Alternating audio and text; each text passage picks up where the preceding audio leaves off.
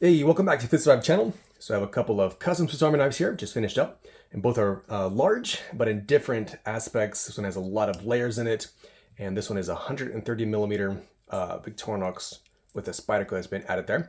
So I'll get into this just in a second here. We'll start with this one. So first of all, the scales here are titanium. These are from Meton Boss. It calls this his Falcon pattern. And so this is heat engraved or laser engraved. I'm not sure exactly how he does it. So anyways, these are plus scales, so it has the tweezers. You have the pin, then you have the pick right here, and you also have the needle right here next to the corkscrew. All right, you can see the liners are copper, which adds a whole lot of weight to this knife. I mean, it's already a large and heavy knife by itself. Then with all these copper liners, it brings up to like 479 grams, which is just under 17 ounces. And so very, very hefty pocket knife, if this still classifies as a pocket knife. All right, so this is also full of a whole bunch of different modifications. And so I'm really excited to show you guys what all I've added here. All right, so first up, the first modification is I place the scissors where the original blades go. So originally you have your large and small knife here above your corkscrew. So I've placed the scissors here instead. All right, then next up is a Spyderco Dragonfly 2 blade. Now this is the H2 serrated model.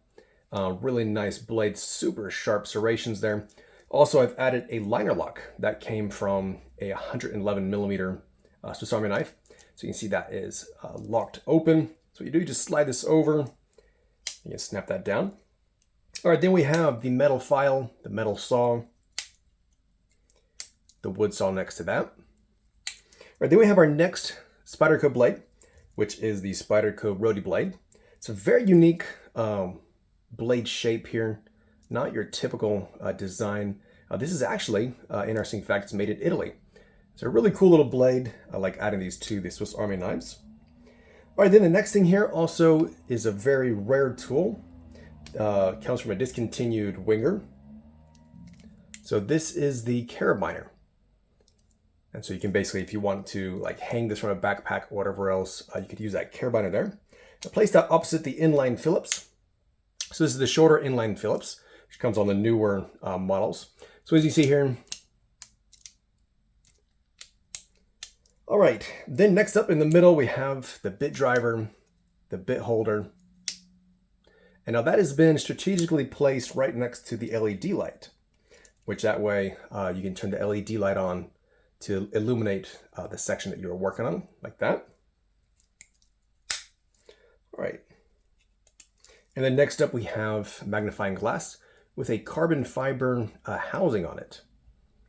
As you see here, the magnifying glass, little copper ring to hold the magnifying lens in place. All right, then after that we have the electrician blade and the pruner blade. Now this particular layer actually comes from the XLT or the XAVT. So these are both actually meant to be 93 millimeter tools. And you can place these into a 91 millimeter, just like this. All right, then we have the pliers, the can, the bottle opener, pretty standard here. And then the last thing that we have after that is the Havalon scalpel. And this is the newer method I've been using where it actually has no Victorinox springs. So you can see right through the knife right there. So again, cool thing if you haven't seen this before is that the scalpel blade is removable, replaceable. And so once this gets dull, you can replace it. Another advantage with this newer method is that it comes with a liner lock. So once you open this up, it locks into place. You just gotta slide that over and that fits down right there. Right on the back, we have the corkscrew, we have the chisel, and the, just like in an XAVT, we're gonna have two of the small mini screwdrivers there. So there's the second one. And then lastly, we have the awl. All right, so a really cool knife. This thing is huge, it's heavy, and definitely one of a kind. So let me know what you guys think about that down in the comments. And the next thing here, so this is the limited edition. It's the Victorinox Evoke 2024. I think they call this their Terra Brown, something like that. Anyways, so it is it's a single blade. But you can see here I've placed a Spyderco blade into it. So this came from the Spyderco Manix 2 XL, and this is actually their crew wear See right there, CPM Crewwear. So it's one of the latest ones they had just released. Just these two knives separately, I mean, shall I say together, was like almost like $300 just for me to order the two knives. So definitely a one-of-a-kind knife here. Of course, took some modifications to get the knife to fit into the Victorinox handle. I did make it to where it still works with the lock on the back. Still has a nice good snap when it closes. You see right here, the blade does not tap anywhere. It's nice and sharp, especially with that Crewwear steel. So definitely a really cool, definitely one-of-a-kind build here. Again, with that limited edition 2024. Another thing I did to make this more of a display knife is I cut out the box so that it fits back in there. That way, if the owner, if he wants to display this, it'll fit into that box. So anyways, somebody just recently had asked if I do 130 millimeter Spydernox.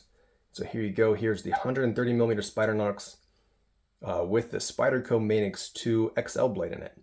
All right, so I'm also curious to hear what you guys think about this knife. If you like seeing the Spyderco in a Victorinox frame. So anyways, thanks for watching, and I'll see you in the next video.